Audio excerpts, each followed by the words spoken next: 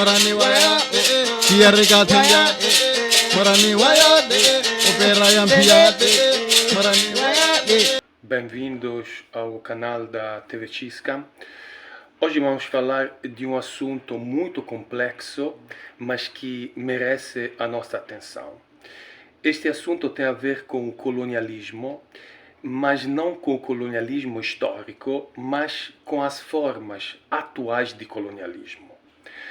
Nós temos vários conceitos que dizem respeito ao colonialismo, mas são conceitos principalmente que têm a ver com aquilo que Said chamou de pós-colonialismo.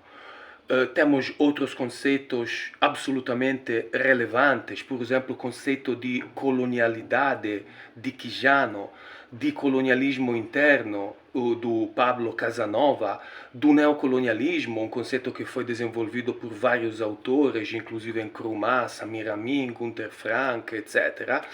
Mas, infelizmente, até hoje, tem pouca atenção no colonialismo contemporâneo, principalmente de dois países, a França e o Reino Unido, que foram as duas grandes potências coloniais europeias, mas que mantêm pequenos territórios, mas cada vez mais estratégicos, fora do seu território nacional.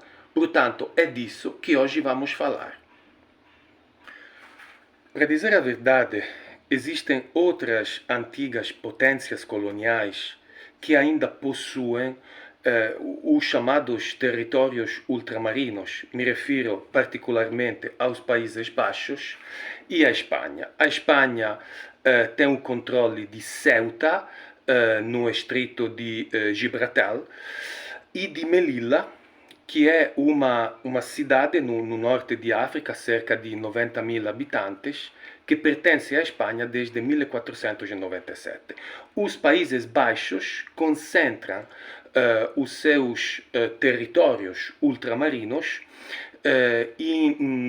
nos Caribes, ilhas como Curaçao, Sint-Maarten e outras.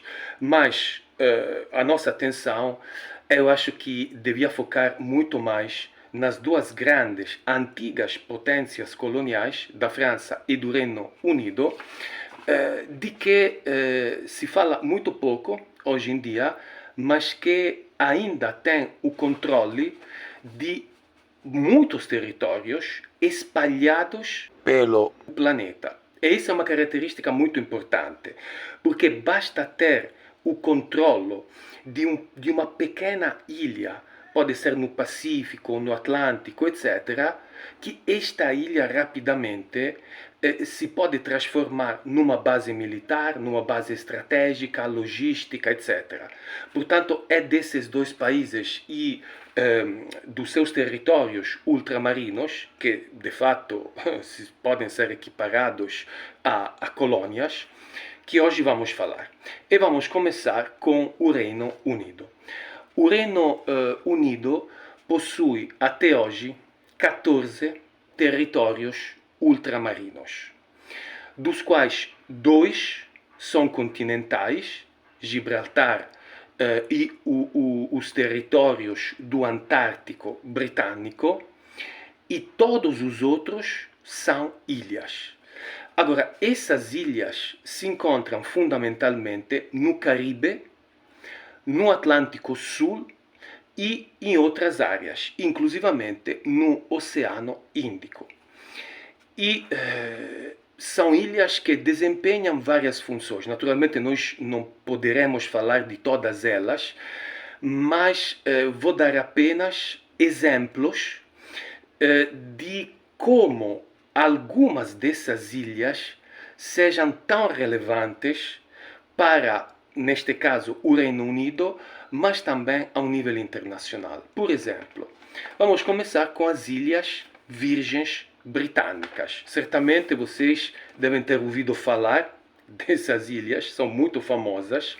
São muito famosas porque constituem o maior paraíso fiscal do mundo.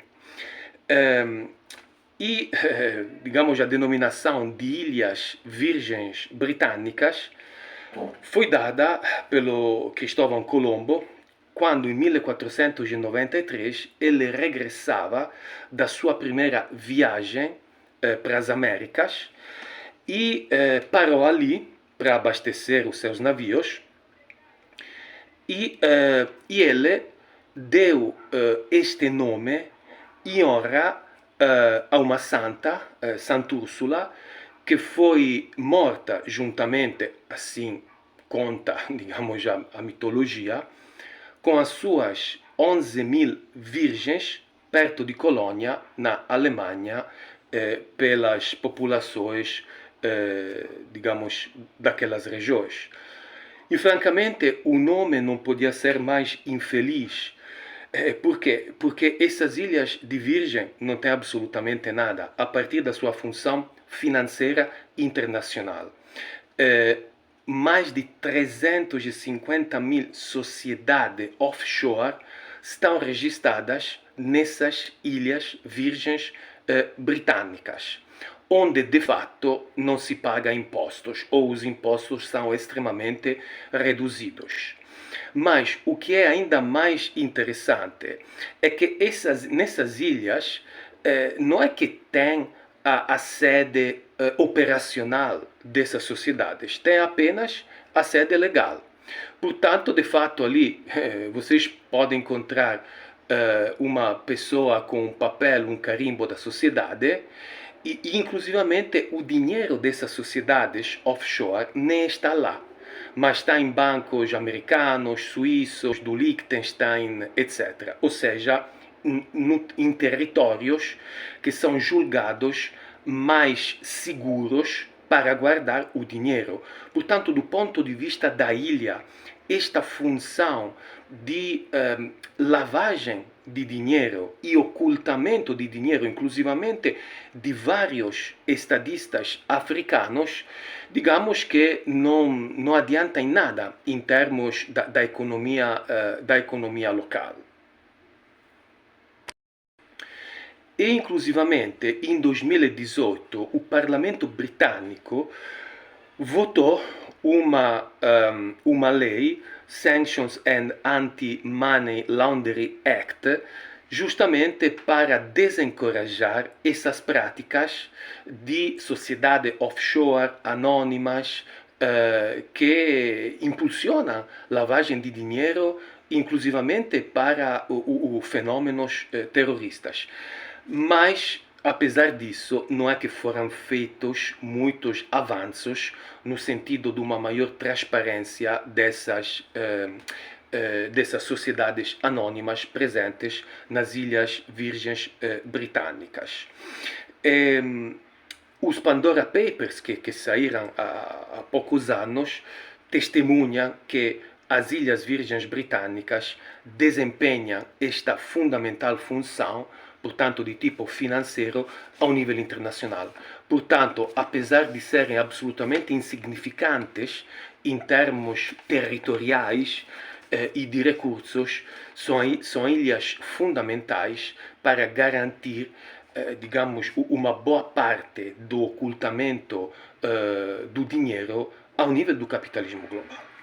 Agora, uma outra ilha que é extremamente importante, mas por razões diferentes, são as Falkland, que em espanhol, ou seja, os argentinos chamam de Malvinas. E muitos de vocês recordarão que em 1982 houve uma guerra, um conflito entre o Reino Unido e o governo da Argentina, porque a Argentina queria de volta essas ilhas. O conflito, havia Margaret Thatcher naquela altura no governo britânico, terminou com uma derrota do exército argentino e, portanto, as ilhas ficaram na posse do Reino Unido. Houve mais de 1.000 mortos nesta guerra das Malvinas. E por que as Malvinas são tão importantes para o Reino Unido? porque tem uma presença militar estremamente significativa que fundamentalmente permite ao Reino Unido de estar não com um pé, mas com dois pés no Atlântico Sul. Tem uma divisão da RAF, a Royal Air Force britânica, portanto acompanhada pela Royal Navy, portanto com navios inclusivamente da Marinha Britânica, e a base militar da RAF, que se chama Mount Pleasant, foi inaugurada em 1985 pelo Duque de York e é a base mais importante do Reino Unido no Atlântico Sul. Não podemos também esquecer que foi feito um referendo em 2013 junto à população das Malvinas e este referendo, a larga maioria, 99,8%, portanto, a população decidiu ficar dentro do Reino Unido. Portanto, esta também é, digamos, uma vontade popular muito clara e muito claramente expressa nessa altura. Mas, apesar disso, Milei, em março deste ano, já anunciou de querer as Malvinas de volta, abrindo naturalmente um novo contencioso com o governo britânico, com base num princípio jurídico que é o uti possidetis iuris, e com o apoio de todos os países da América Latina e também da China, um apoio como sempre muito discreto, mas a China, digamos que está a apoiar o governo Milei nesta tentativa de ter de volta o controlo das Malvinas.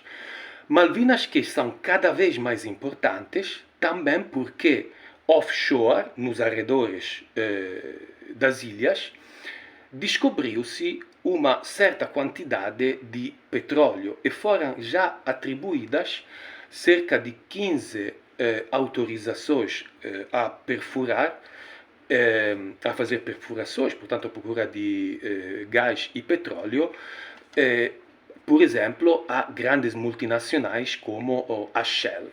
E até hoje, cerca de 3,5% do PIB do arquipélago deriva justamente das entradas petrolíferas. Portanto, as Malvinas têm esta, digamos, grande característica. Representa um strategic gateway, ou seja, um ponto logístico estratégico para o Reino Unido, mas também são cada vez mais apetecíveis devido à presença de petróleo nos seus arredores. Portanto, será um jogo de xadrez extremamente complexo entre o novo governo argentino do Milei e o governo britânico atual.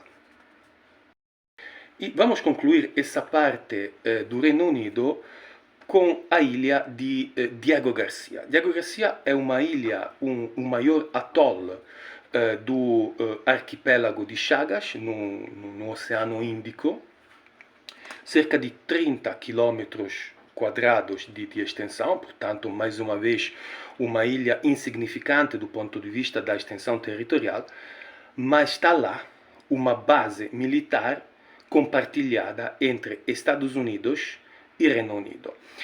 E as autoridades britânicas não querem usar a palavra territórios coloniais, preferem territórios ultramarinos, mas aquilo que aconteceu nos anos 70, ou seja, quando esta base foi implantada, é bastante significativo. Por quê?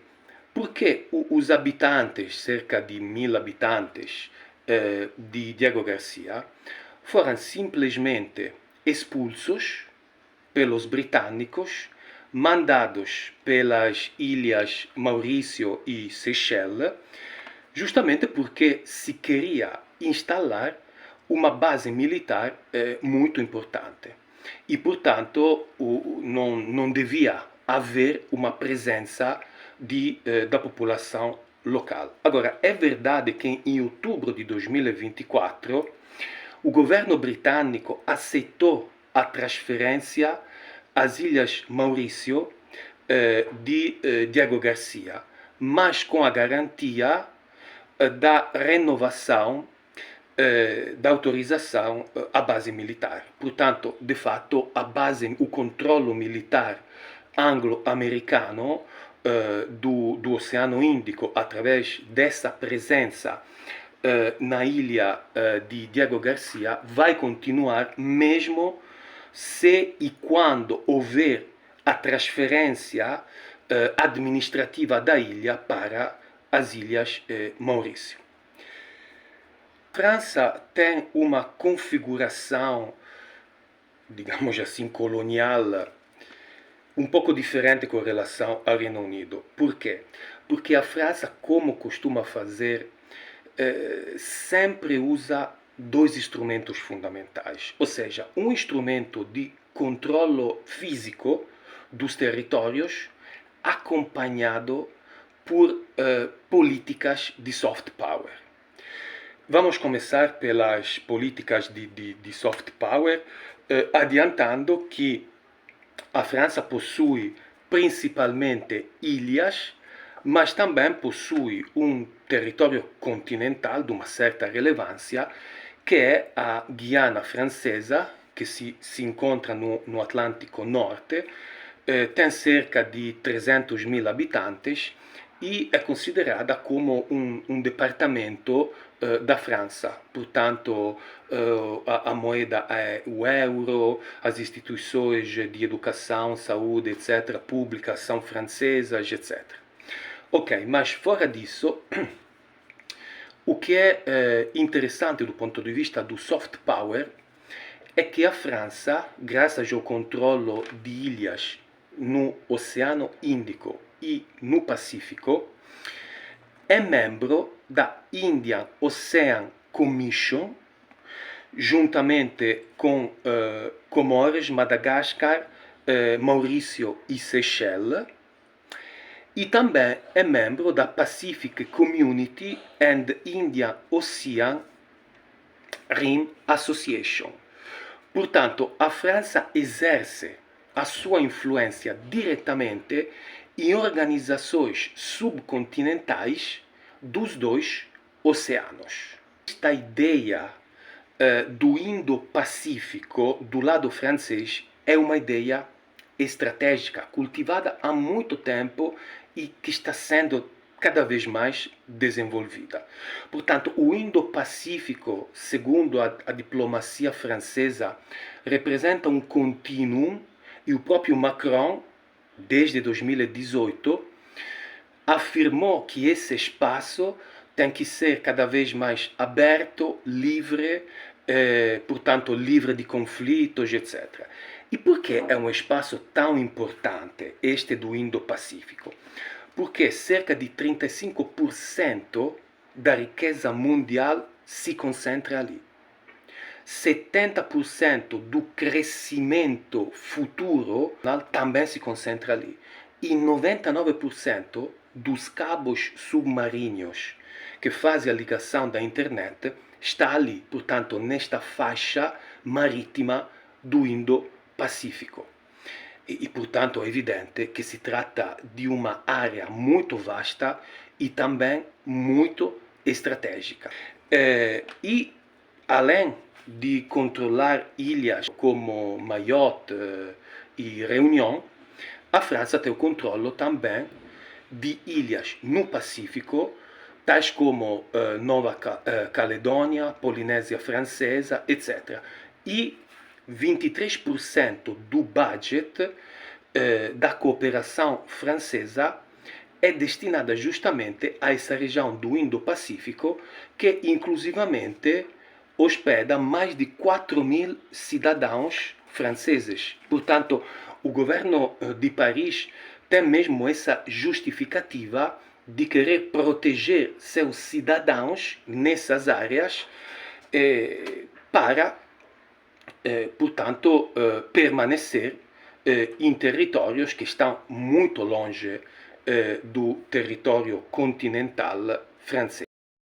A Nova Caledônia também passou por um referendo, cuja última etapa foi feita em 2021, portanto em plena pandemia, com apenas 44% dos que tinham direito de voto que de fato votaram e com uma esmagadora maioria que votou em favor de permanecer sob o controllo francês. Inclusivamente Macron enviou cerca de 2.000 militares para melhor controlar este processo.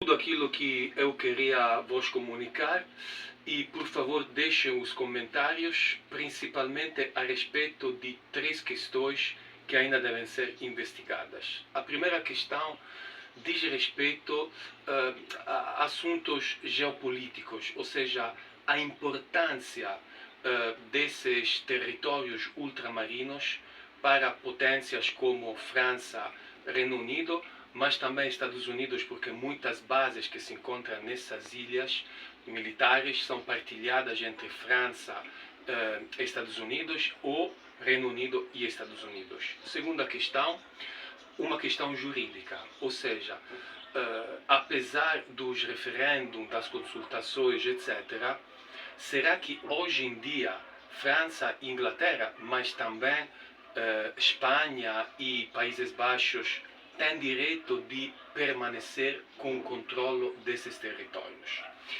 E, finalmente, uma questão que diz respeito à administração, por assim dizer, minuta desses territórios. Ou seja, se trata de territórios, principalmente no caso francês, que têm formas administrativas extremamente diversificadas e, portanto, isso impacta também nos direitos, nas formas de representação política das populações locais. Portanto, esse elemento também é um elemento que eu acredito deveria ser considerado e aprofundado, principalmente para quem tem conhecimentos jurídicos mais apurados do que eu. É tudo e até uma próxima vez.